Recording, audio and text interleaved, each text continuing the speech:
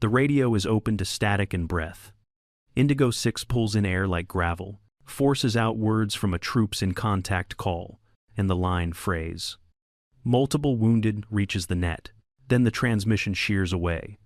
Slate 12 waits like a narrow box of echoes.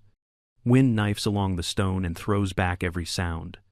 Air bends in the turns and makes flight into a bet that punishes the confident and the slow. Dust hovers over broken ledges where men hold their breath to save it. The canyon swallows syllables and returns only pressure.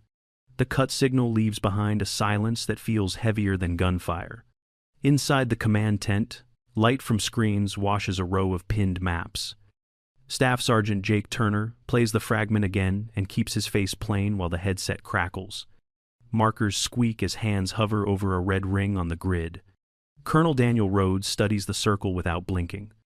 He asks for status in a voice that matches the room and lets the question carry the weight. Is Indigo still breathing lands like a stone in still water? Turner nods and cues the loop while the ops floor holds steady. No one debates risk or blame. The map table turns a crossroads, and the air between breaths decides who moves first. Midday turns Camp Blackwell into a mirage that smells like fuel and hot rubber. Heat shivers over the runway while auxiliary power units hum a steady note behind parked aircraft. Crews move with the same rhythm they used yesterday and the day before. Chocks lift, marshallers guide, and tow bars click into place without wasted motion. Lieutenant Colonel Kara Whitman sits near Hangar 4, on the safe side of a painted restricted bay line. The line holds her in place as surely as any order, and the habit keeps her still. Her A-10C waits under a tarp with a maintenance entry that reads, "Operational restrictions pending evaluation." The note has lived in the system for 2 years, and no one expects it to close today. Rumors drift between toolboxes and coffee breaks, the way dust rides the wind. People mention a pilot who once cleared Slate 12 and then disappeared into paperwork, but the talk stays soft and moves on. Kara ignores the drift and works the things she can hold. A battered tablet shows METAR and TAF while she checks winds aloft and pressure trends that turn narrow canyons into traps for heavy wings. She stands and walks the length of the building with flight gloves on her hands. The leather eases the mind while the sun loads the concrete with heat and the air tastes like JP-8. Ground crew roll past with a forklift and a stack of wheel chocks. The base sounds like routine and looks like routine, which is why the tension hides so well inside it. A tarp edge flutters against her jet and settles again. A mechanic passes without slowing and drops a single name that lands like a change in weather. Slate 12 carries across the ramp and nudges a choice she has already made. Screens glow inside the command tent and wash color over pinned maps and satellite imagery. Headsets murmur with a low crackle that never stops.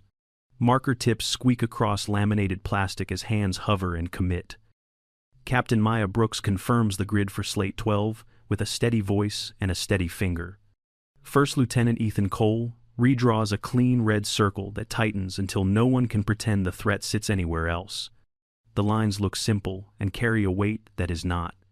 Staff Sergeant Jake Turner cues the recorder and plays the fractured transmission again. Breath, static, and a clipped report of wounded roll across the table like a slow metronome. Colonel Daniel Rhodes watches the circle and does not chase blame. He asks for status on Indigo with the calm of someone who understands what permission sounds like in a room like this. The question still breathing settles into every headset and stays there. Brooks answers with the only history that matters. One pilot has survived Slate 12 before. Lieutenant Colonel Kara Whitman, call sign Ghost 03, currently grounded under operational restrictions pending evaluation. The facts sit on the table without drama, while eyes flicker between the map and the feed. Turner resets the loop, and the room accepts the hard truth that risk is not the same as indifference. Radio discipline holds. Desks stay neat, and the air tastes like paper and dust, because order is how you keep fear from spreading. Footsteps fade into the canvas walls, and the net hums in a narrow band. No one raises a voice. No one writes a speech for a moment that does not need one. The map table becomes the hinge between waiting and moving. A single option hangs there, quiet and heavy, like the next breath before a step. The crossroads is not a road at all. It is a circle on a sheet of plastic that now feels alive. The heat sits at the edge of noon when a mechanic drifts past Hangar 4 and says Slate 12, like changing weather. The word moves across the ramp and settles into the hum of auxiliary power units and the smell of JP-8. Lieutenant Colonel Kara Whitman stands from the dented bench and steps over the painted restricted bay line. 2 years of orders live in that stripe, yet her boot prints cross it without noise.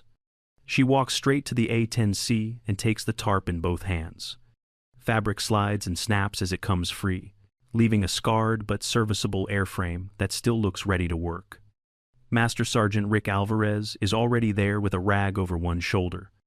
He does not block her path and he does not waste words, only lays out what matters in maintenance terms that everyone understands. Fuel sits low, and the numbers will not buy much loiter. Hydraulics are touchy, the missile warning system is degraded, the countermeasure system is manual only, and the flares left on board will not last long.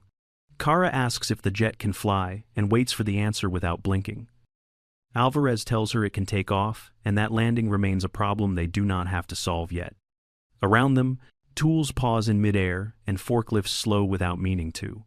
Airmen trade quiet looks that are not ceremony and not permission, only the kind of consent that forms when professionals face a necessary risk. Kara plants a boot on the ladder and climbs with steady hands inside worn flight gloves. Metal rungs click under weight, and the smell of tire rubber rises from the ramp, while the decision they all heard in the air finds its shape in motion. Battery on. Avionics wake. And the cockpit fills with a low glow. The auxiliary power unit winds up with a clean whine that settles into a steady hum. Caution and advisory lights bloom, then most of them fade on the scan. She checks the panel once more and leaves what matters in her sightline. Left engine to idle. RPM rises. EGT stabilizes. Oil pressure climbs into the green. Right engine follows the same arc until both fans thrum together. Master arm stays safe while she runs the flight controls. Stick and rudder move smooth. SAS is on, and trim sets to a clean takeoff bias. Hydraulics show HYDA and HYDB in the green. The oxygen system breathes into her mask with a crisp hiss, and the flow needle answers. Radios come alive on the correct nets with presets loaded. Navigation is already aligned for a quick launch. Waypoints stack toward the canyon. She calls up the countermeasures page and marks the reality. The missile warning system is degraded. The countermeasure system allows manual dispense, so she programs a simple flare burst she can punch when needed. Outside, the crew chief walks a last hands and eyes inspection along panels and pylons. The canopy comes down and seals with a clean thud, and a familiar thumbs up closes the loop at the ladder. She glances at fuel and power, then sets lights and kneeboard notes within reach. The checklist ends not with drama, but with a breath that steadies hands already steady. The nose tracks to the hold line as ground traffic rolls by in measured beats. She keys the mic and requests taxi from ground as Ghost 03, voice, level, and brief, ready to roll in the rhythm of a busy flight line. Heat shimmers over the flight line as Lieutenant Colonel Kara Whitman finishes her checks. She keys the radio and requests taxi as Ghost 03 with clean, standard phraseology. The tower answers with a firm hold position and not cleared instruction. No names. Only the call sign and the boundary she is expected to respect. Kara releases the brakes and eases forward. She states mission critical in concise language and keeps the jet rolling with measured steering and a steady hand. On the ops floor in the command tent, a staff officer warns that this path leads to a court-martial. The room stays level, headsets alive, but voices calm. Colonel Daniel Rhodes asks if Indigo is still breathing. The answer is yes, and he moves on it without ceremony. He directs launch for 2 MH-47G Chinooks from the 160th Special Operations Aviation Regiment. The rescue will flow if Ghost 03 opens the corridor. The tower maintains air traffic control authority. The commander carries the operational risk decision. Each role holds its lane while the clock presses down on both. Taxi lights blink across concrete as the A-10C turns to the active. Nose wheel centers on the line, engines steady, and the choice resolves into motion. Kara holds the brakes and brings the power up to a clean set. Time feels like it has taken a side, and the runway waits for the next breath. Gravel chews at elbows and knees on the floor of Slate 12. Indigo 6 holds a tight line behind broken stone. The canyon presses sound back into their teeth. Senior Chief Logan Price keeps time with small hand signals. He moves men by inches and saves words for when they matter. Calm becomes armor. Chief Tyler Vance lies behind a cracked optic on a taped tripod. He owns the radio and the fire's net as the team JTAC. He watches angles, not noise. Vance marks ridgelines, spurs, and a split boulder for a future talk-on. He builds a clean mental picture while staying below the skyline. The map lives in his head. HM2 Drew Keller works casualty care under fire. He packs hemostatic gauze, checks airway, and clamps bleeding with pressure. Tourniquets rotate on a short cycle to save limbs. Dust grinds into gloves and seals. It turns tape slick and makes gauze taste like grit. Keller keeps moving because stillness steals time. Magazines sit light in the pouches. Rounds are counted by touch, not by hope. Fire goes out in disciplined pairs from fractured cover. The ridgelines control the angles above. Every shift draws a probing burst that chips the rock. No one lifts higher than the line of sight they need. Radio discipline holds like a rule you can feel. Transmissions stay short and necessary. Silence does more work than volume. Vance notes that some guns stare past the canyon floor. Fields of fire point toward an air corridor, not the ground fight. A pattern forms where rotors would fly. He sketches headings in dirt with a gloved finger. Reference points stack for correlation when close air support arrives. He keeps the net quiet and ready. Price sets a rally point in shadow near scrub and stone. Water passes hand to hand and safeties click with small checks. They save strength for a move the moment a safe corridor opens. Lieutenant Colonel Kara Whitman runs the low route with the A-10C pressed under the ridgelines. Terrain masking turns the jet into a moving shadow that only the stone can see. She trims the aircraft until the nose rides level and light. SAS holds the small corrections while her hands make the ones that matter. A slight tremor taps the stabilizer in a bend she remembers. She adds a finger of trim and a thumb of throttle to keep energy in the bank. Non-critical tones go quiet so the headset carries only what she needs. Essential cautions: stay armed, and the cockpit settles into a narrow band of sound. Ground effect builds as the floor rises toward the wings. The jet floats on a cushion of compressed air, and she guards it with gentle pressure on the stick. Throttle travel stays smooth to keep the fans spooled. She nudges power up before the wind takes it and slides it back when the air gives some back.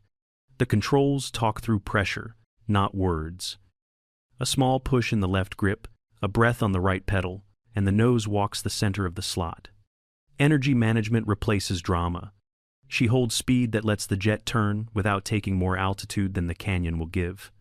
The headset hum folds into the airframe thrum. Checklists fade behind the rhythm of scan, horizon, and the next corner. This is not a show for spectators. It is a craft that lives in muscle memory and the quiet map her hands keep tracing. Rocks lean closer in the narrows, and the floor turns from flat to broken. She keeps the wings level until the space opens enough to ask for a turn. The canyon threshold rises ahead like a lip on a cup. The jet stays steady and low, and she breathes with the rock to make the first move. Indigo 6's JTAC, Chief Tyler Vance, makes first contact with the inbound A-10C. The radio net tightens, and the canyon's noise falls behind the cadence of procedure. Vance declares Type 2, control with troops in contact, and danger close. He sets a final attack heading between 090 and 120 to keep friendlies protected by terrain. He issues a clean 9-line with essentials only. Location grid is confirmed. Mark is a talk-on that ties a ridgeline to a broken boulder cut by a narrow spur. Friendlies are 200+ meters south of the mark, low on the canyon floor. Egress is east, then south, to remain below the crest and avoid known fires. Line 6 restrictions are stated for danger close and for no fire west of the spur. Vance keeps the net calm and clear to prevent overlap with monitoring stations. Lieutenant Colonel Kara Whitman reads back the mandatory lines, steady and brief. She confirms weapons, attack geometry, and acknowledges danger close in plain language. Correlation is achieved on the talk, on with positive identification. The JTAC clears hot after confirming the mark and the friendly location. Kara rolls in from the assigned heading and sets the pipper where the talk on lives. The GAU 8/A speaks in short, controlled bursts to avoid gun gas issues. She maintains a friendly offset greater than 200 meters and pulls to egress on the briefed line. Dust lifts from the ridgeline and the return fire stutters, then thins. Her battle damage assessment is concise. Multiple positions destroyed on the ridge. 2 remaining threats noted near the spur with limited observation on the floor. Deconfliction is restated for altitude blocks and timing. Rotary assets will have a clean window when the corridor opens and the stack shifts. The net goes quiet except for breathing and small corrections. Indigo 6 feels the fight tilt as the high ground loosens its grip and the dust begins to settle. Lieutenant Colonel Kara Whitman slews the targeting pod across South Ridge and freezes on shapes that do not belong to rock. Covered launch rails sit under netting, with thermal signatures tucked behind scrub and stone. Their fields of fire look past the canyon floor and watch the air where rotors must pass. She calls a shift of effort to South Ridge with clean brevity and keeps the net tight. The plan pivots to protect the corridor the incoming MH-47G Chinooks of the 160th Special Operations Aviation Regiment will need. Terrain masking remains the rule, but the attack axis must clear the ridgeline eyes. Inside the command tent, Captain Maya Brooks reads the pattern for what it is and marks short-range air defense teams that likely carry infrared-guided systems. First Lieutenant Ethan Cole redraws ingress and egress arrows for the Night Stalkers so deconfliction holds when the stack moves. Colonel Daniel Rhodes accepts the change and aligns support without breaking the calm of the room. Kara banks and sets spacing that will open a clean run. The pod steadies on the far launcher while she checks slant range and egress to the east. The map tilts toward a single plan, and the corridor begins to take shape for the birds that are coming. Lieutenant Colonel Kara Whitman shifts from suppression to precision. The targeting pod settles on South Ridge, where hard sights still threaten the corridor. Positive identification holds steady through heat and shadow. Sensor queuing pushes a clean sensor point of interest to the weapons page. She builds a stable attack geometry with safe slant range and room to egress east. The jet rides smooth and low. An AGM-65 Maverick comes off the rail on the hard site. The missile tracks clean and impacts where the rails meet rock. Fire rolls and then drops as debris settles. She slews to the adjacent positions that could reconstitute the threat. Guided, 70mm rockets with APKWS ripple in short pairs. Impacts stitch the berms without pushing danger toward friendlies. Fuel trends low and the clock tightens. The missile warning system is degraded and the countermeasure system is manual only. She sets a simple manual program and keeps to a narrow timeline. The pod shows bodies leaving the blast zone and equipment cooling fast. She holds slant range and keeps the nose pointed to the safe egress. Terrain masking waits at the turn. Battle damage assessment goes out concise and complete. Primary launcher destroyed. Secondary positions degraded. Corridor threat reduced with 2 small emitters possible near the southern spur. Deconfliction stays clear for altitude blocks and timing. The stack adjusts so the Night Stalkers can enter with a clean window. Radios stay calm and brief. She takes one more look through the glass to confirm the ridge is quiet. No new heat blooms in the corridor, and dust lifts from the crest in slow sheets. The plan begins to hold. The line into Slate 12 stops looking like a dare and starts looking like a door. The rescue finally has room to come through. An infrared-guided missile kicks off from a pocket on the south ridge. It hunts heat and swings toward the second MH-47G Chinook, holding near the mouth of Slate 12. Lieutenant Colonel Kara Whitman rolls the A-10C across its path. Alarms fire in the headset for missile launch and engine strain.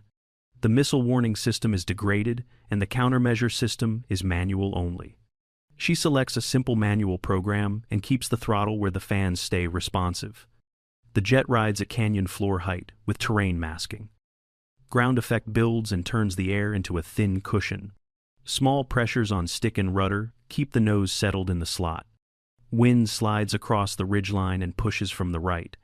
She shades in a touch of trim to hold level and guards the power so the spool never sags. The headset carries only the tones she needs. The canyon ahead hardens into a sheer wall. She holds the line through swirling dust and shadow and lets the distance close. Timing becomes the weapon she trusts most. Flares punch out by hand in measured bursts. The seeker looks for a hotter, nearer source and commits to the A-10C. The Chinook drops out of the cone and stays on profile. She drags the missile toward stone and waits to the last practical moment. Then she pulls through the bend the way the canyon demands, not with a show, but with a clean, loaded turn.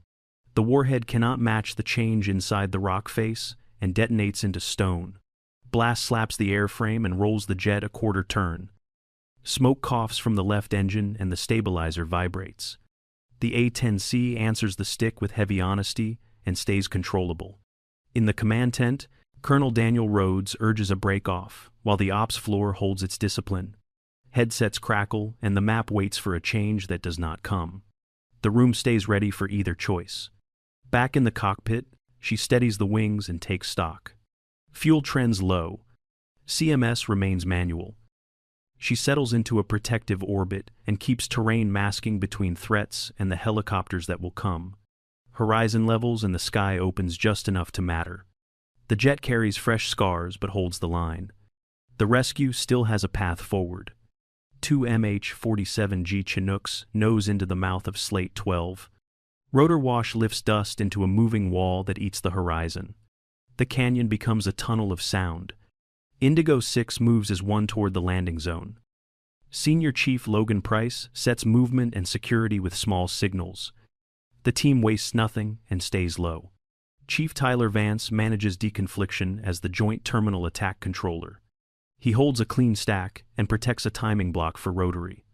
Altitude separation keeps the layers from crossing. Lieutenant Colonel Kara Whitman orbits wide in the A-10C. She watches the ridges and the approach lines at the same time.